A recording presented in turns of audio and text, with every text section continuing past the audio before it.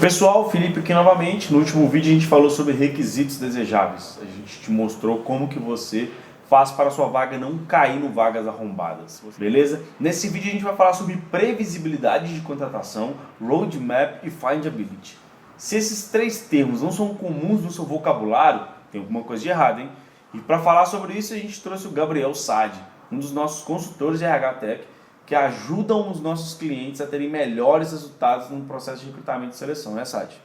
E aí, gente, tudo bem? Pois é, acho que Roadmap e Findability são algumas das coisas que a gente mais conversa aqui com os nossos clientes e são dois termos que definiram muito a nossa história aqui na Vulp e como que a gente conseguiu otimizar esses processos de seleção. Legal. E qual é a importância de você ter uma previsibilidade na contratação? A gente sabe, né, que às vezes a gente tem que fazer uma vaga de reposição, que é a vaga imediato, o profissional acabou de sair, o outro já tem que entrar semana que vem, isso acontece. Mas quando a gente sabe que a gente vai crescer, que a gente tem uma projeção de crescer, qual que é a importância dessa previsibilidade e onde que o roadmap se encaixa nisso? Acho que o principal ponto nessa previsibilidade é você ter uma clareza da sua estratégia. Então, quando você está construindo o caminho que você quer chegar com o seu produto, você com certeza vai passar por pessoas. E se você não tiver as pessoas certas para te ajudarem a chegar até lá, você vai acabar construindo todo um sonho, toda uma empresa e não vai conseguir ter essa mão de obra qualificada, essa mão de obra que vai realmente caminhar junto com você. Então, ter a previsibilidade, trabalhar já contando que você vai ter que fazer um processo seletivo, que você vai precisar treinar essas pessoas, com certeza vai te dar a tranquilidade de alcançar os seus objetivos, as suas metas no final do ano. Legal, você falou um ponto que é importante, que é estratégia.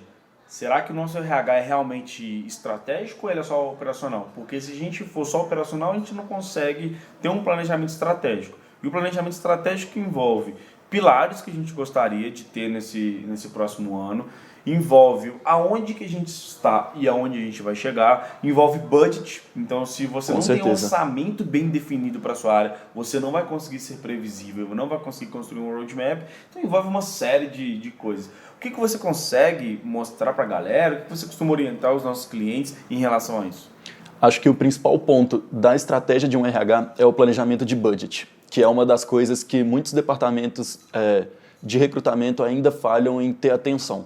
Porque enquanto você está fazendo um processo seletivo, você vai ter as suas horas de trabalho dedicadas para isso, as ferramentas que você vai precisar utilizar, todo um processo que você tem que fazer uma estruturação, todo um processo que você tem que fazer um cálculo, porque, afinal de contas, você deixar uma cadeira vazia, você não preencher uma vaga, também representa um custo para a sua empresa, uma perda de produtividade.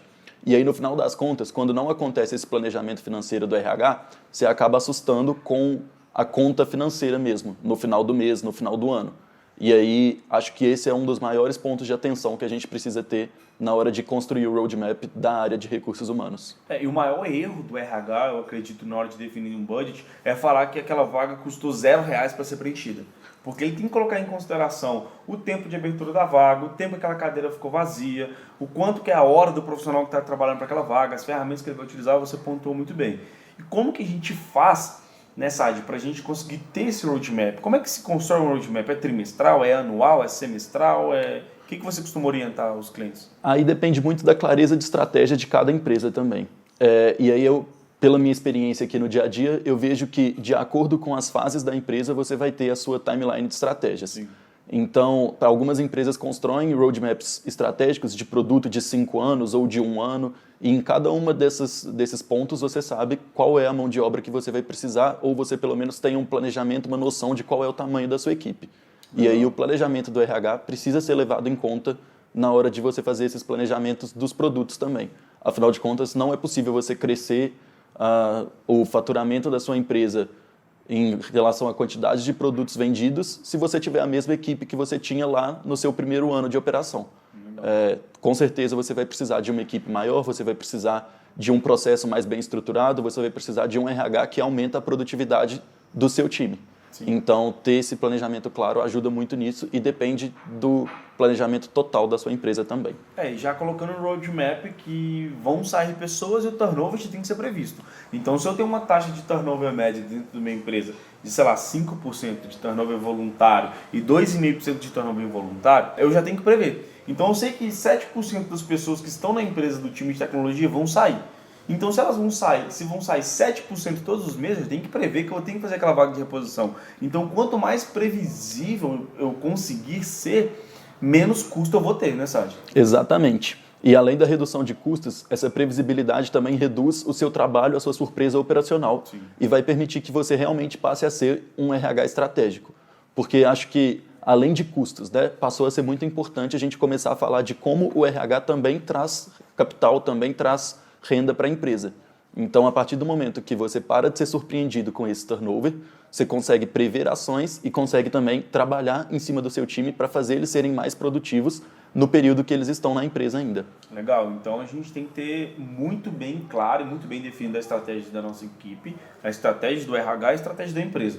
Então, se você não sabe a estratégia da sua empresa, se você é profissional de RH e não sabe a estratégia da sua empresa, talvez você está sendo operacional. Então, vale a pena você se aproximar do diretor, dos diretores executivos, presidentes, etc., para entender a estratégia da empresa, onde que a empresa vai chegar, para você montar a estratégia de RH baseada nisso. E, Sade, a gente falou de roadmap, falou de previsibilidade, explicou um pouco sobre budget.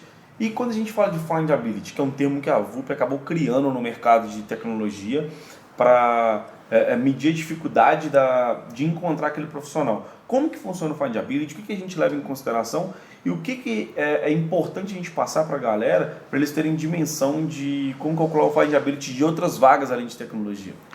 Esse termo findability foi uma coisa que até me surpreendeu um pouco quando eu comecei aqui na VUP. Eu nunca tinha ouvido falar sobre isso, mas no final das contas é um termo que faz muito sentido. E aí, traduzindo para o português, é mais ou menos qual é o grau de dificuldade ou qual é o grau de esforço que cada vaga precisa ter, ou o nível de atenção que a gente do departamento de RH precisa ter com cada uma dessas vagas. Sim. E aí, com esse findability, a gente conseguiu também entender qual é a alocação de recursos que nós vamos fazer para cumprir com cada demanda de vaga.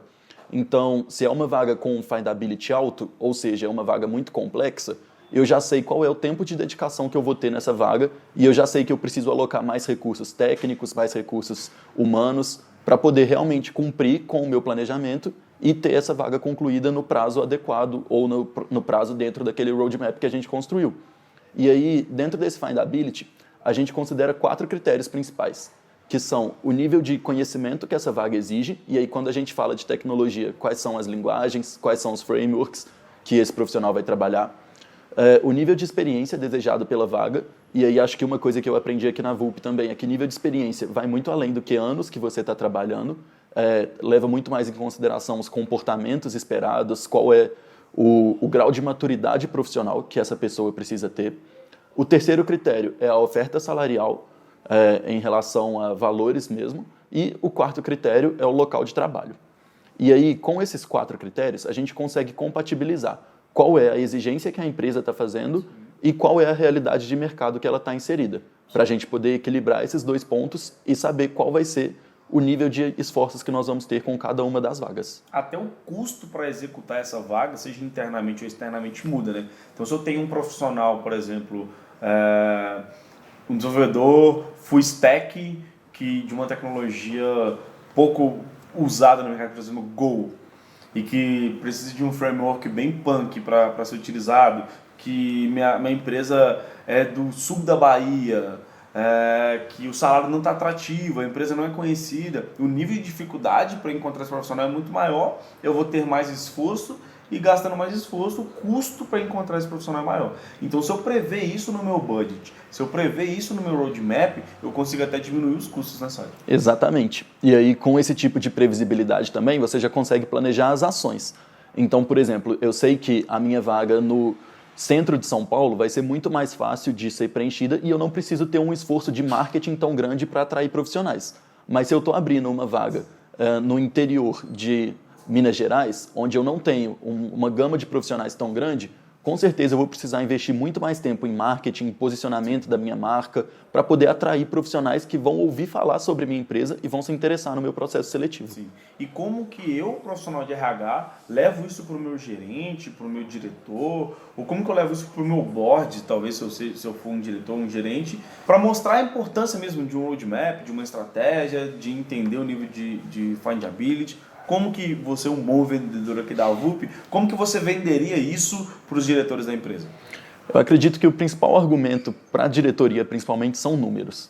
Então, se você está precisando, se você está buscando um profissional em São Paulo e você sabe que seu esforço vai ser um pouco menor, o número de profissionais qualificados dentro dessa região, você pode pesquisar pelo LinkedIn ou pela plataforma da Vulp, que com certeza vai ser mais assertiva, você vai conseguir entender que tem uma gama, tem um volume de profissionais. Mas, ao mesmo tempo, se você está buscando esse profissional lá no Rio Grande do Sul, em uma cidadezinha pequena, você vai fazer essa mesma pesquisa e vai encontrar um volume bem menor de profissionais. Sim. E aí, com esses números, você já vai conseguir argumentar e mostrar, olha só, eu tenho um volume bem menor, eu vou precisar ter uma conversão, talvez, de profissionais qualificados para profissionais que aceitam a nossa proposta bem maior. E aí, talvez essa conversão não faça sentido para o seu processo. Você vai precisar começar a ter mais investimentos para poder realmente alcançar esse número de profissionais que você precisa. E você pode fazer isso com todos os critérios. Então, por exemplo, o critério de faixas salariais. Quanto mais você está oferecendo, mais profissionais vão se sentir interessados pela sua vaga. E aí você pode também começar a entender qual é o nível, qual é a faixa de salário, a expectativa dentro desses profissionais. E à medida que você vai aumentando essa faixa, mais pessoas podem demonstrar interesse ou não. E aí, menos esforço você vai precisar fazer para a atração dessas pessoas. Mas talvez você vai ter que fazer mais esforço na triagem de currículos.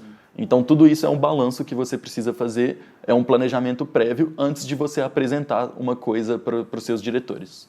Legal. E qual que é a dica, né, primordial para quem está ouvindo, escutando a gente, sobre roadmap e findability? Na construção de um roadmap, uma coisa bem importante que precisa ser feita é o planejamento da cultura e o planejamento de como as pessoas vão entregar essa cultura da sua empresa. E aí, por isso, você faz todo um planejamento do processo seletivo, já considerando todos esses aspectos de preciso encontrar X pessoas em cada etapa do ano, em cada mês do ano, pessoas que estão conectadas com os valores da empresa. Então, você sabe qual é o esforço que você precisa fazer para encontrar cada uma dessas pessoas. E aí, para você poder ter um cálculo de findability bem assertivo, o que você mais precisa fazer é conhecer a realidade do seu mercado. Não adianta você oferecer uma coisa se a realidade de mercado que você está inserida não está compatível com isso. Os desenvolvedores hoje escolhem as empresas. Não é um processo em que você, empresa, vai escolher esse profissional. Então, você precisa mostrar o que é o diferencial que você está oferecendo para que as pessoas boas realmente escolham trabalhar com você. Legal. Então, galera, se vocês tiverem alguma dúvida sobre o roadmap, sobre o findability, o Sadia entende tudo sobre isso, principalmente para ajudar vocês a gerenciar o plano estratégico de vagas de vocês durante o ano. Então, podem chamar o Sadia no LinkedIn. Qual é o LinkedIn? É Gabriel Sadi. Sadi com Demudo. Adicione o Sadi lá, você já tem meu LinkedIn, Felipe Couto com 2 L's, me adicione no LinkedIn, mandem perguntas, a gente está totalmente disposto a ajudar vocês. Mandem aqui também nos comentários, a gente vai estar 100% à disposição e até o próximo vídeo.